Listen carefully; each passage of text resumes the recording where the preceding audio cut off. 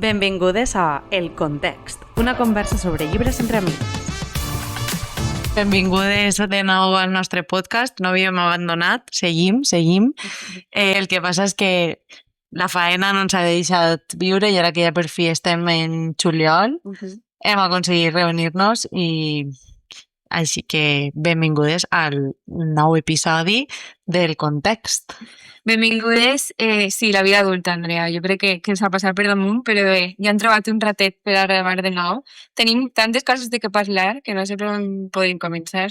Jo el que estic és nerviosa, és que ja feia dies que no tenia el micròfon davant, ja no sé, no estic encara en el mood de recuperació de tant de temps sense escoltar les nostres veus. Sí, és un poc raro. Sempre ens costa un poc el principi, però després ja anem parlant com si estiguem xerrant en el bar de baix de ta casa, no? Jo, el primer que vull dir és que en el context som molt influents ja en el món de les recomanacions de llibres, perquè no sé si has vist, Andrea, que este mes el llibre del Club de Lectura de Dua Lipa és un llibre que s'ha recomanat així en este podcast, òbviament. Tia, jo això no sé, ja saps que jo no estic en les xarxes, però és en sèrio? Sí. Justament ja tenia una publicació d'Instagram del seu club de lectura, que ja el comentarem en un episodi, que ja té un club de lectura, i estan llegint un llibre que vaig recomanar fa uns mesos, que se diu Libre, de Lea y Pi. No sé si recordeu. Jo sí. Sí, que era com del comunisme en Albània, etc. Pues estan llegint-lo i, clar, el que passa és que ella està fent entrevista en l'autora. Bé, però nosaltres no hem pogut fer aquesta entrevista, però espere que totes les persones que ens esteu escoltant avui l'hagi llegit, perquè el va recomanar Marta. Per cert, jo no l'he llegit. A veure si me fas cas, entonces. Serà que Dua Lipa l'he llegit, no? Sí. Demà me l'agafé, perquè a més, ara te contaré, però ara mateix estic... Bé, tinc un projecte de lectura, que després parlaré d'això amb tu, Vale. però estic oberta i necessitaré llibre. Acabo d'acabar un. Em vaig acabar ahir, o sigui, el que tinc fresquet. Pues això és una molt bona recomanació. I parlant de recomanacions, jo vull dir que per fer així, jo crec que podem fer una breu actualització del que hem llegit estos mesos. No anem a parlar de tot perquè al final són varios, però jo sé que vull dir, Andrea, que jo he llegit diverses de les teves recomanacions d'estos últims podcasts, però no sé si te va agradar el que te vaig a contar.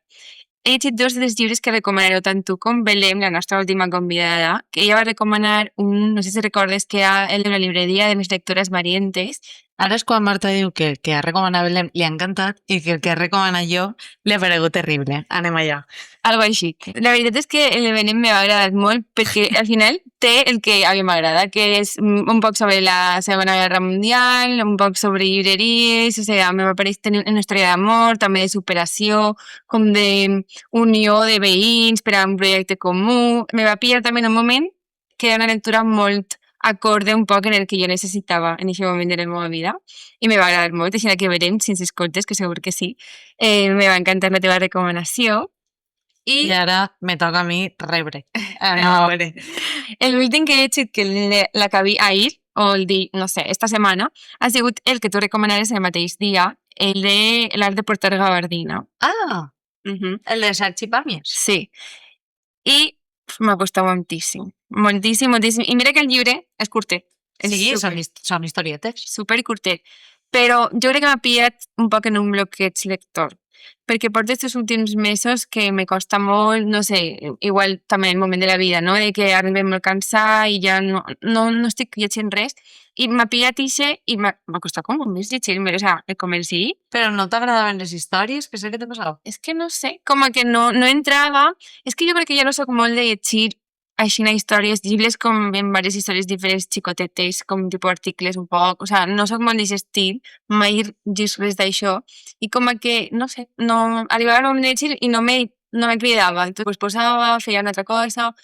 Pues justament jo anava a dir que també he estat un poc, no un bloqueig lector, perquè sí que està llegint, però sobretot coses de la universitat i més de ser estudiant, està llegint molt, però no novel·la, no. I de fet, un poc per a llegir alguna cosa abans d'anar a dormir i no sentir-me culpable perquè no puc seguir tot un llibre, em va molt bé moltes vegades agafar llibres que tenen històries curtes. I de fet vaig començar un que ara mateix ni recordo el títol perquè vaig llegir un parell d'històries del llibre que m'ha agradat, però el vaig deixar i és com que no tinc la pressió de llegir fins al final del llibre, perquè són històries independents. El que sí que està llegint és que sí que el mateix, quan són historietes, quan te l'agafa, llisc una historieta i passen 2 setmanes que potser no he pogut llegir perquè no he tingut temps i després llisc una altra historieta. I és d'una autora que crec que ja he recomanat, no sé si en el podcast o a tu. No, crec que va ser a mi, però bueno, contant. Bueno, a mi m'agrada molt esta autora. Ella és Verónica Raimo i jo la vaig conèixer amb el llibre Nada es verdad i la veritat és una autora italiana. Crec que ella és de 1978, o sigui que és relativament jove. I per a mi té un estil molt fresc, molt sincer. Em recordava a vegades un llibre que vaig llegir que el títol és Voz de vieja, que ara no recordo l'autora, ella és espanyola. I, no sé, en el sentit de una novel·la contada per una xiqueta, menuda, com sense pèls en la llengua. Em recordava això, però per a mi més qualitat el de Verónica Raimo. I he llegit d'ella ara un que l'ha tret fa res, que és La vida és breve, etc. I són també històries curtes, totalment independents unes de les altres, en aquest estil que té ella, molt, no sé, la veritat és que m'agrada molt perquè és molt fresc. Són històries molt intel·ligents que no comença l'inici, no te diu res de la història, has d'avançar un poquet, no són òbvies, són gracioses les coses que ocorren, no? És com irònic en molts sentits. M'agrada. I també, no, mira, és que justament el tinc així davant i Bruno Bentaboli, de l'Estampa, que imagina que és un periòdic italià o el que sigui, diu, és que és tal qual això, diu, sus historias son inteligentes y perfectas. Leerlas nos alegra y también nos turba. Es decir, nos hace más sabios, no? Però és que nos turba, perquè efectivament ella té aquest estil que de vegades trobes coses que dius, ai, quin malestar, i al mateix temps que irònic i que graciós, no? M'agraden molt aquestes històries d'ella, la recomano moltíssim. Jo crec que no és per clavar-me el niño al foc, però me vaig llegir el de Nada es verdad, que a més en italià crec que és com Niente di vero o algo així. Te'l vas llegir en italià? No tinc aquest nivell encara tampoc. Però com que juguen un poc en el joc de paraules de que ella ne diuen Verónica, que és com Nada de Verónica i Nada es verdad alhora, no? Un poc. I tampoc m'ha agradat, perdó. Però és que, veus, i això també són històries curtes, veritat? No, és una història completa. Sí? Ah, pues no sé. Anava a dir, igual això és el que té en comú. Però és que com que la teoria de lo que tu has dit de llegir un capítolet cada volta i no sentir-te mal, en la teoria me pareix bé, però me dono compte que no, que en general no. I això que, tipus, diaris i coses així no m'agradaria llegir, perquè molta gent que llegeix molt, llegeix diaris pues, d'autors i diu que està interessant, però és com algo que no sé, la col·lecta. Necessites una història que se desenvolupe per a poder connectar. Sí. I per a acabar en el que està llegint, que han sigut més coses, però per a dir-te algo bo, de les teves recomanacions, he llegit el de les gratitudes, que Andrea el posa en el seu top 5, no? Top 5 era? O top 3? Top 3 de l'any passat. També està molt al dia, no?, en les xarxes i tot, i l'he llegit fa molt poc i m'ha agradat molt, la veritat. Me pareix un llibre molt bonic. És de llig ràpid. Sí, és un llibre que si estaves en un moment de crisi lectora, o sigui, és un llibre que se llig en 2 vesprades. Sí, no? Me vaig llegir, de fet, a l'hora que l'altre vaig abandonar un poc, me vaig llegir allà en l'altre dia, la gent me preguntava per ell, me diuen, ai, te va encantar. M'agrada molt, el que passa és que jo m'he llegit feia molt poc el de Los Siguientes de Pedro Simón, que jo vaig clavar uno d'ell també en el meu top 3 de l'any passat, Los Ingratos, crec, i un poc la temàtica és molt pareguda. A mi no ha fet el mateix efecte que potser va fer en tu, perquè acaba de llegir un altre llibre sobre un home major, els cuidados de la gent major, i no ha fet aquest efecte tan gran, o sigui, això no fa que deixi de parèixer-me un molt bon llibre i tinc els de llegir més d'ella. Això és cert. Quan has llegit un que te recorda, en certa manera, és com, per exemple, mira, i jo el que jo te contava, a mi m'ha passat en el de Verónica Raimo, que em recordava el que havia llegit anteriorment, de Voz de vieja, i ha fet que m'agradarà més encara el de Verónica Raimo i un poc l'altre, i un poc l'altre quan dic, li falta alguna coseta. Ja. Bueno, i què més? Alguna lectura més així en resum d'estos últims? Jo, sincerament, no. Sí que estos 2 últims mesos he llegit, aquest últim mes, que no havíem gravat, he llegit, però, de fet, vaig utilitzar alguna d'elles per a les recomanacions d'estil, perquè crec que són molt adequades. Vale, perfecte. I així que no. En general, l'únic que he llegit del que puc parlar és el de La vida és breve, etc.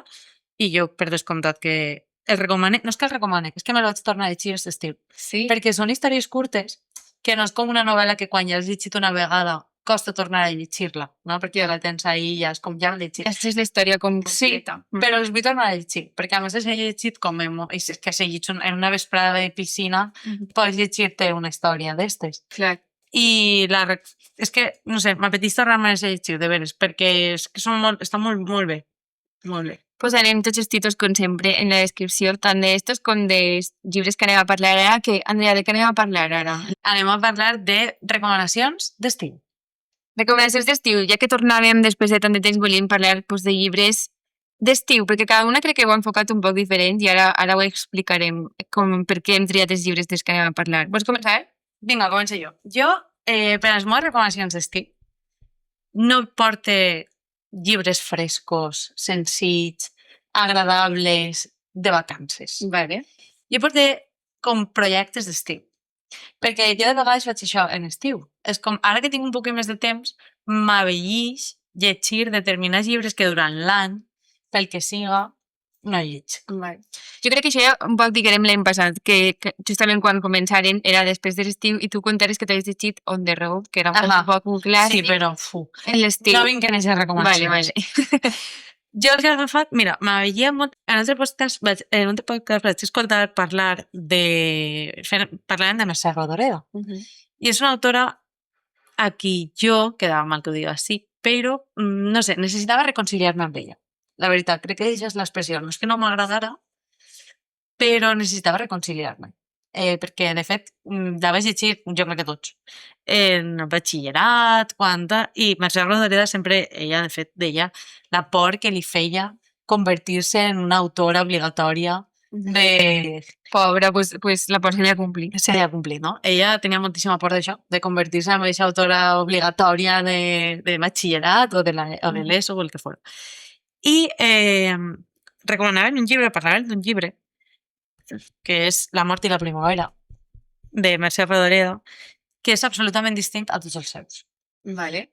Així que jo vaig dir, vaig a llegir-me, vaig a començar amb este llibre, que és diferent, a veure què passa. Mercè Rodoreda, de fet, és un dels llibres dels que ella més orgullosa se sentia, un dels escrits que ella més orgullosa estava, perquè jo crec que tots coneixem Ai trencat, Carrer de les Camèlies, no? Però La mort i la primavera jo no el coneixia, la veritat. No, jo tampoc. Així que vaig dir, vaig a començar per este, a veure si, per ser distint a la resta de llibres que té ella, m'agrada més. De fet, és un llibre que ella, l'edició és pòstuma.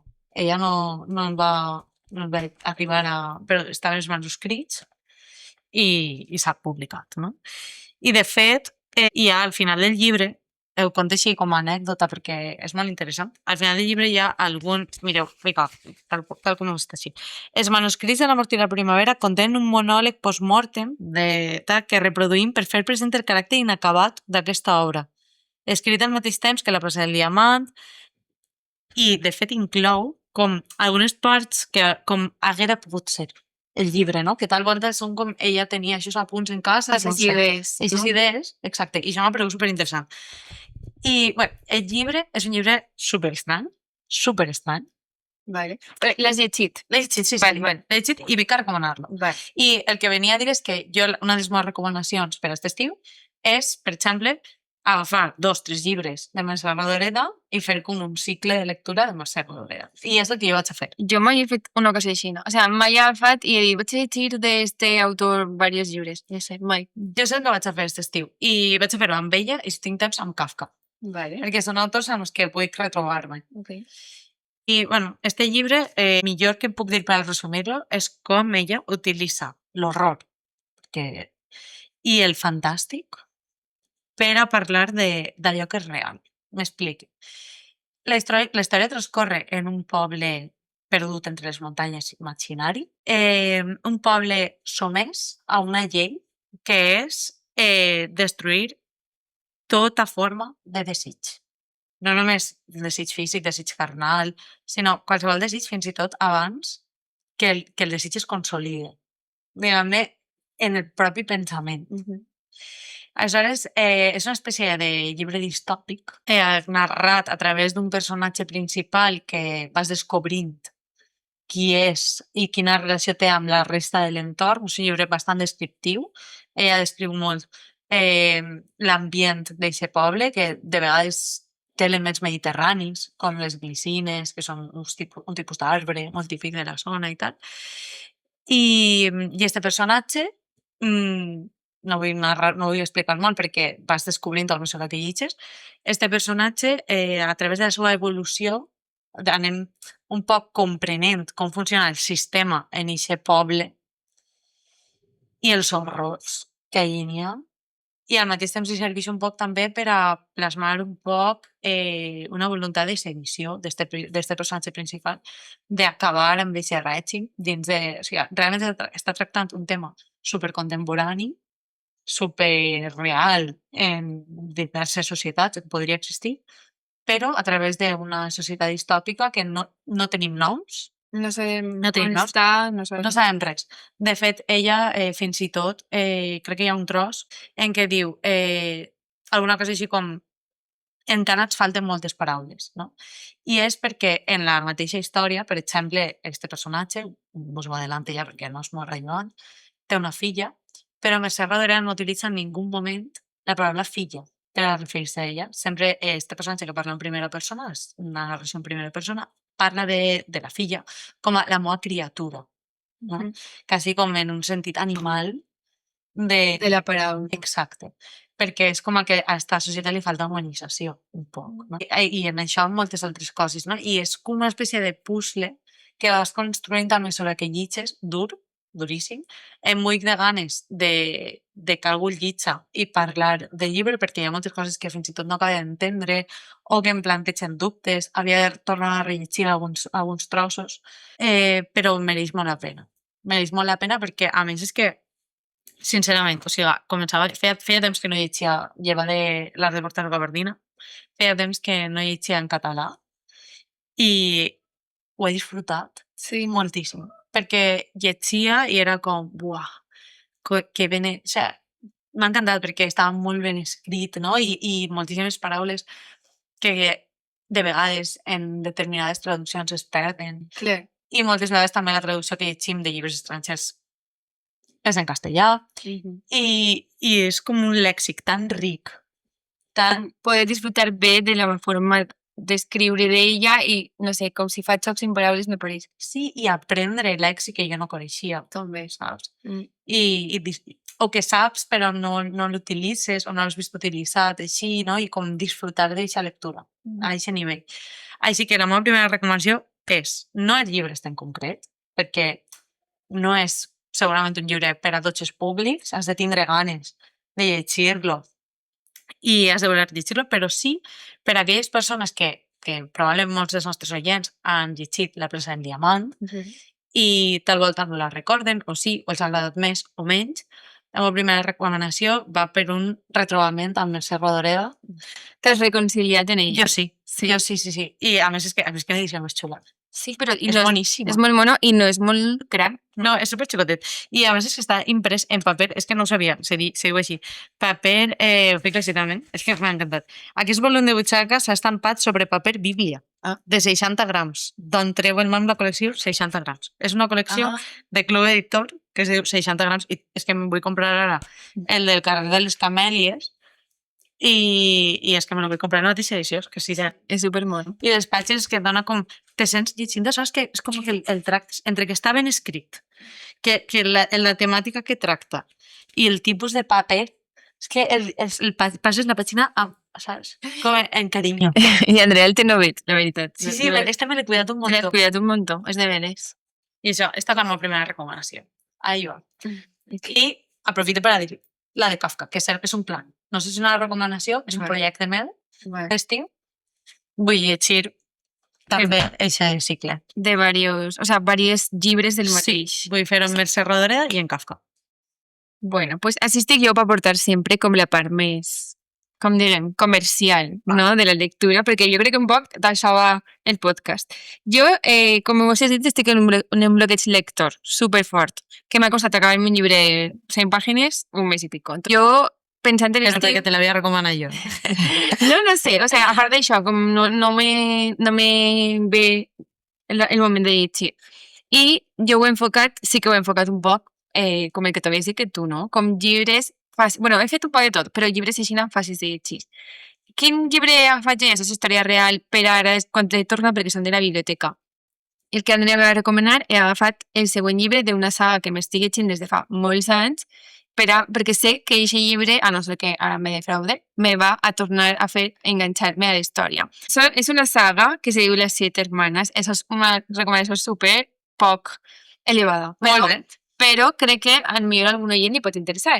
Se diu Les Siete Hermanas, és de Lucinda Riley i són 7 llibres i sí, i són llibres supergordos, però jo us dic que porto anys per a llegir-me-los, però recurrisc a ells en moments així, com específics que dic, de veres no me concentre, o el típic que te vols emportar a la platja, com en plan fàcil de llegir, interessant, i el que m'agrada és que, bueno, un resum un poc ràpid és que són 7 germanes, però són adoptades, i el pare és un home superric, i cada germana és d'un puesto del món, i en cada llibre acompanyes a la germana a descobrir el seu origen i és com un poc, no sé, te fa viatjar, en plan aprendre de la cultura, perquè no te porta a Nova York, te porta, jo què sé, ara que m'estic començant, que me l'he començat ahir, porta 15 pàgines, està en Escòcia, però en com en una zona de naturalesa i una reserva d'animals, saps? Com coses molt específiques i com que, entre cometes, aprens sobre el lloc, és una història, sempre hi ha una història d'amor, és com una lectura súper de consum, que diria jo. I una pregunta, ¿y cada llibre és una germana? Cada llibre és una germana, sempre n'hi ha ahí com mencions a les 7 germanes, òbviament, hi ha el moment del pare i tot, però cada llibre és la història d'una germana, entonces, això és la meva lectura actual i el meu Primera plan, recomanació. sí, el meu plan de buscar una saga, en el meu cas, esta m'agrada, també si no la de l'amiga estupenda, que això sí que és un poc una literatura perquè tampoc és que sigui pues Kafka, però sí que me pareixen un poc millors. Les he recomanat alguna volta la saga de les dues amigues, que és l'amiga estupenda, també és una bona saga. De fet, un d'ells, crec que és el segon, que ara no recordo el nom específic, me pareix un llibre molt d'estiu perquè se'n van de vacances a Ischia, que és una illa d'Itàlia, entonces és molt de la platja, molt estiu. Però, això, una saga d'estes que te faig enganxar-te, te dona un poc d'amor, te dona un poc de cultureta i te faig baixar a la platja en un llibre més d'ingrés. Jo vaig ara per la meva segona recomanació. La meva segona recomanació no és ropa sanitària, però és perfecta per l'estiu. Vale. Perquè passa en Noruega. Ah, bueno. La veritat és que Està sí. fresquet.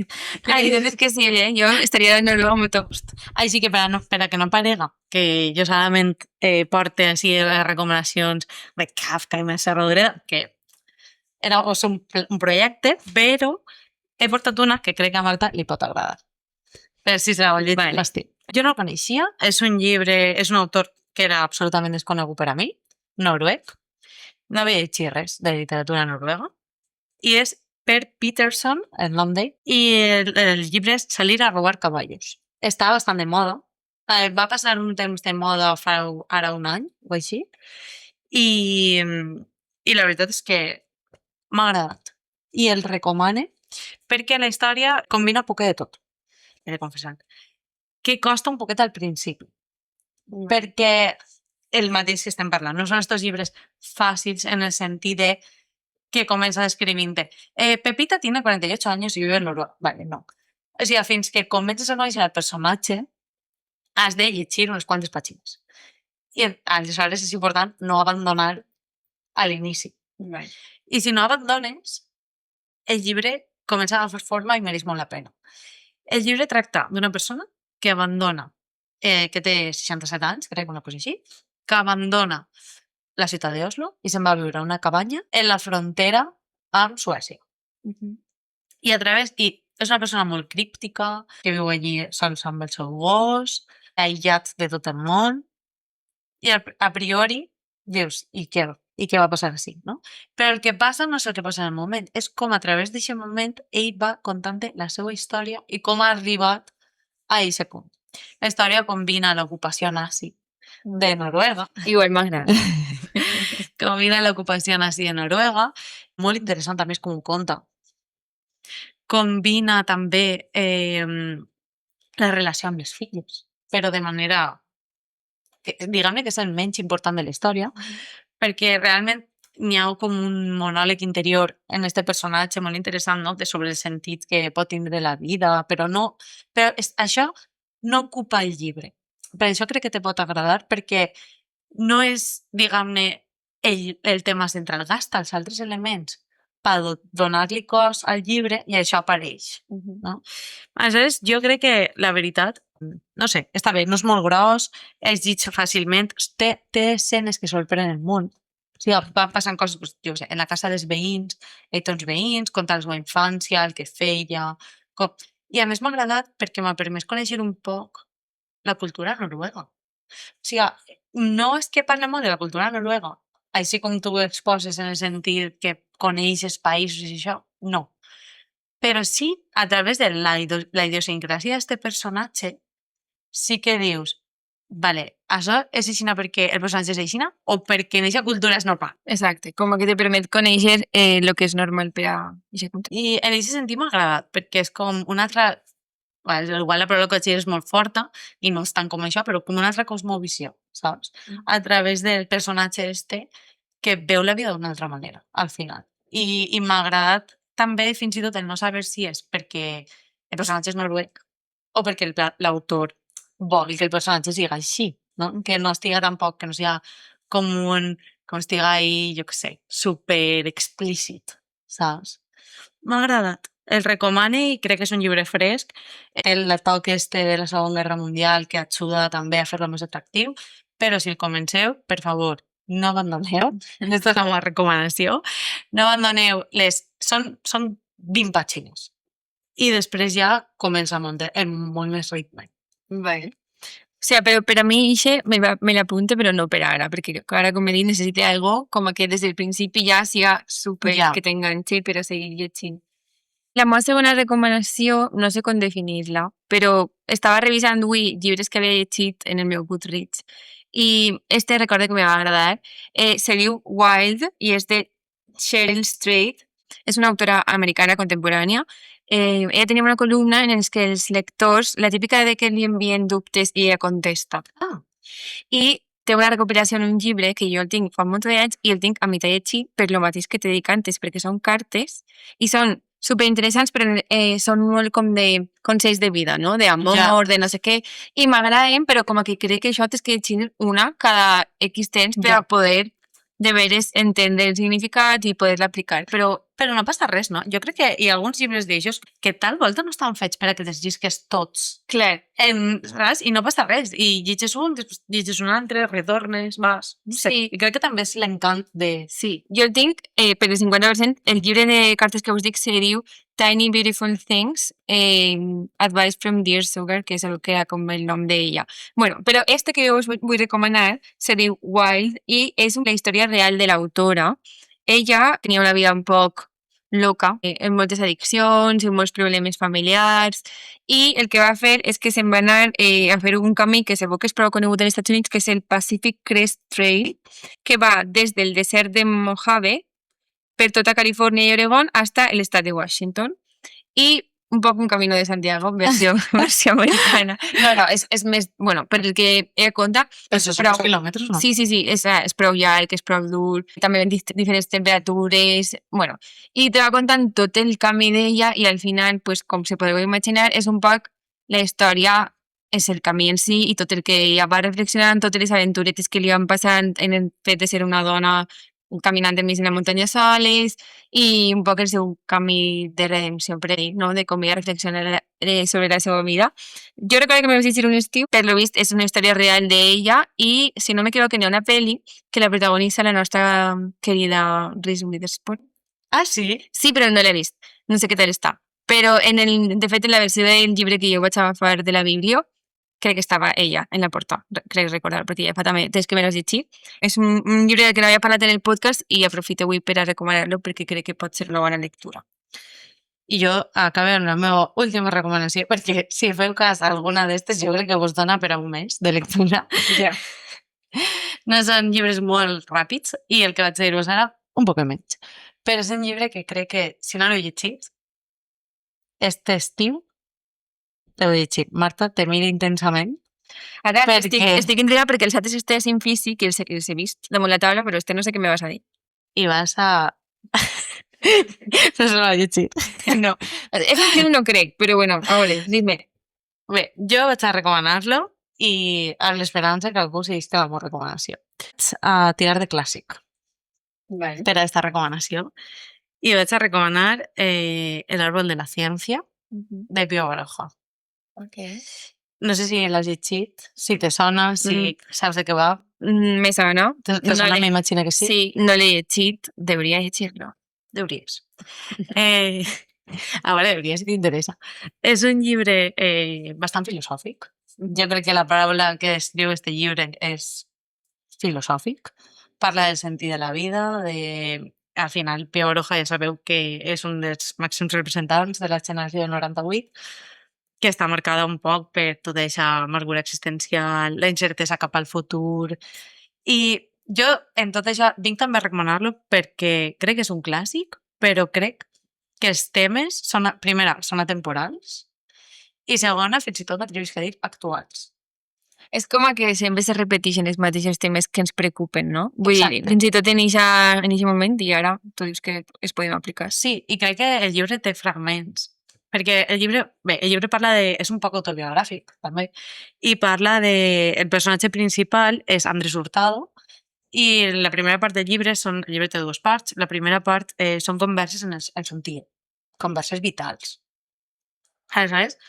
Hi ha alguns fragments d'aquestes converses que no tot, evidentment, o no tots els temes poden ser traslladables o de la mateixa manera, però sí que estàs llegint i dius això, com que no és un llibre d'autoajuda, ni molt menys, en ningú moment diria que és això, però sí que t'ajuda a entendre la vida, saps? I els temes que preocupaven abans i alguns temes que preocupen ara i que és una qüestió transversal. A mi m'ha agradat molt. Crec que és un llibre que s'ha de llegir i que se disfruta. O sea, no vinc a recomanar-lo perquè sigui un llibre superdens. De fet, tu saps, Marta, que jo, quan tu, per exemple, comentaves abans una de les teves recomanacions, que són llibres grossos, a mi això automàticament em tira cap darrere 3 passes. Este no és un llibre dens, és un llibre dens, però no és un llibre llarg. Se pot llegir, jo el vaig llegir en un estiu, de fet, ja fa bastants anys. Anava a preguntar-te quantes llegires. Jo crec que fa fàcil, abans del Covid. O sigui, va fer perfectíssimament 7 o 8 anys. O m'atreviria a dir que igual estàvem encara a la universitat. Pues ja fa anys. Però el vull tornar a rellegir. El que passa és que se m'acumula la feina per aquest estiu. Però l'he retret al podcast perquè crec que s'està oblidant un poc. I crec que, no sé, és essencial. Així que sí, aquesta és la meva tercera i última recomanació. Porta clàssics i, per a que ningú en renegara, el de Salvia de Roberto Valles. Vale. Bueno, jo també havia apuntat el que tu has comentat un poc en este rato, no? D'aprofitar l'estiu per a llegir un clàssic. Crec que l'any passat, quan començàvem el podcast, jo vaig parlar de que també m'agradava aprofitar l'estiu per això. No tinc ningú clàssic en concret per a recomanar. Jo he llegit molts pocs clàssics en la meva vida i és algo que, com vaig dir, tinc pendent i intento anar fent, no sé, un poquet cada any, però crec que estarà el meu estiu de llegir clàssics per tot el que he comentat.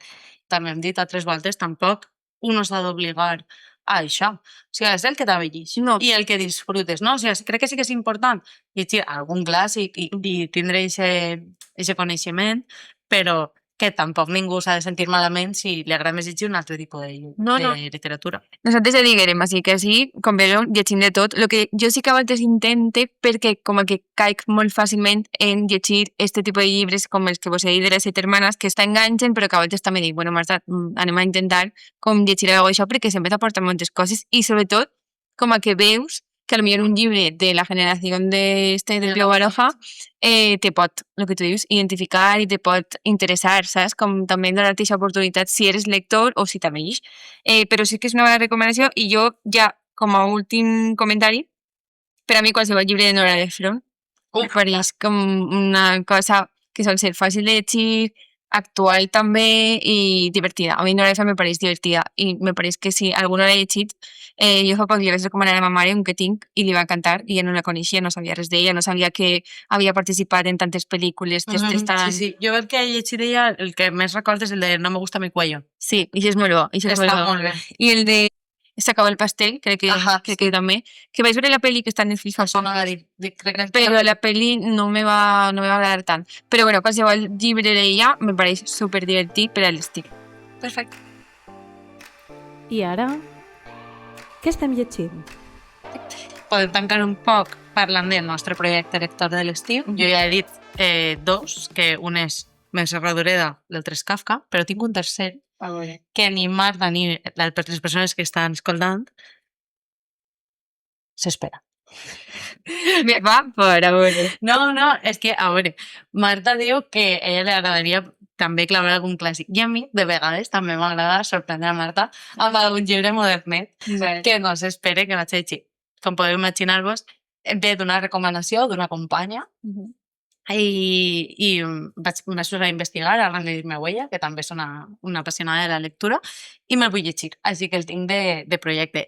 M'agradaria llegir-lo en anglès, perquè sempre a l'estiu està bé per a mi llegir-me algun en anglès, i és que probablement Marta el coneix, Yesteryear. He sentit parlar d'ell, però no sé, o sea, lo típic que sents el nom, però no sé ni de què va ni res. Vaig investigar un poc, i no vull contar molt perquè no l'he llegit, és el projecte. Però pel que em deia també la meva companya, està relacionat amb tot el moviment de les Stradwives, que és de... Super d'actualitat, això. L'estic sorprenent. Sí, m'ha sorprès de veres, Tot el moviment de les Stradwives, que no, per si algun dels nostres oients no ha sentit parlar d'això, és, bueno, Marta ho sabrà molt millor que jo, no? Totes aquestes influencers que mostren aquesta imatge tradicional de la dona, de complaure a l'home i de el retorn eixe, no als clàssics, sinó a la vida de la submissió de la dona, no? No, Marta. Sí, n'hi ha una influencer, bueno, a dia d'avui ja molt famosa, americana, que se diu... No la digues, Bueno, no te la seguiu. Vale, pues que ella li feia el menjar a l'home des del principi i tot orgànic en casa, però té no sé quants fills i la seva vida bàsicament és com, pues això, tornar a la vida de quan les dones estaven en casa i només estaven per a complaure a l'home i criar els fills. Crec que el llibre el que fa és una espècie de crítica a aquest moviment i aleshores es fica en la vida d'una d'aquestes influencers i no sé què passa o com passa, que un bon dia s'alça i està realment en l'època en què ella està obligada, ja no per elecció, obligada als drets a Tradwife. Vull llegir-lo, la veritat, perquè, no sé, està d'actualitat, és una cosa que sí, que vulguem o no, està ahí i també aquesta crítica, no? I aprofitar per fer aquesta crítica de tot aquest moviment en el sentit que una cosa és el que es mostra i crec que també ho fa en el llibre, no? Com una cosa és el que es mostra de que no, jo no me guanyo la vida perquè si depèn del meu home, quan realment totes aquestes influències estan guanyant moltíssims diners amb tot això, no? O sigui que per a tota aquesta gent que segueix això no té el que té aquella, no? I perquè aquella al final té una independència econòmica brutal, no? I... És quasi més ella la que porta la família, porta els diners a la família que l'home. Sí, absolutament. Així que eixa és el meu projecte lector. M'ha agradat. I si me'l deixaràs. Em vas a sorprendre tu. Ala, sorprèn-me. Pues no sé si te vaig a sorprendre. Jo, com he dit, he començat el de Esto de les 7 hermanas, però me vull llegir este estiu, a veure si aconseguís, però no l'estic trobant en ninguna biblioteca, i ja saps que jo estic molt lectora de biblioteca.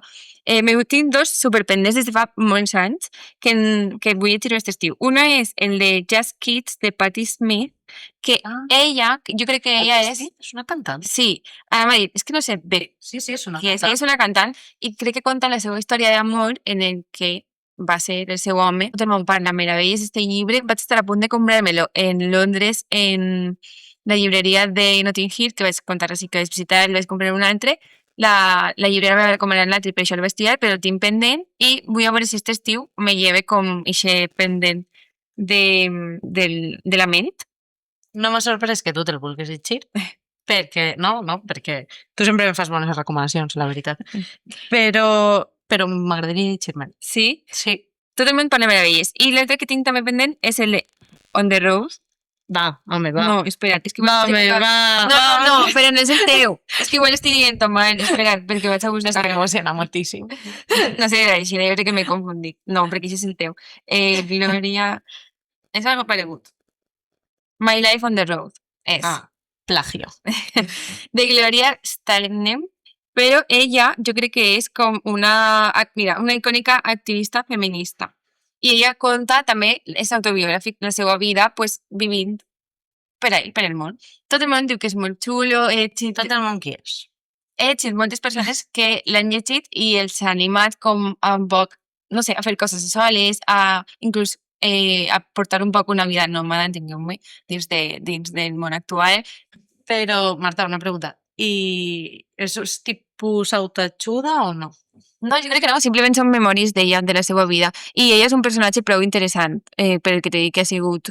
bueno, la dona, jo no sé si està viva, però que ha sigut un icono feminista rellevant.